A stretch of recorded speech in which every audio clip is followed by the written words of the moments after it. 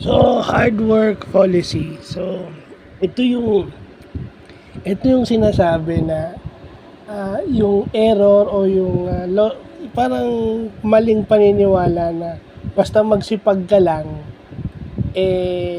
aasenso ka. Well, yun yung sinasabi ni Vice, no? Yung mga construction worker, ni Vice ganda.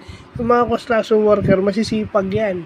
Pero bakit nandun pa rin sila, hindi sila umaangat, no? Yun yung na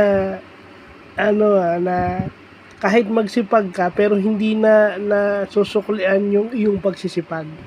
Kaya nga din nauso yung salitang work smart, hindi lang dapat work hard. Kasi nga may mga tao na kahit nagsisipag sila, hindi sila nabibigyan ng opportunity, no?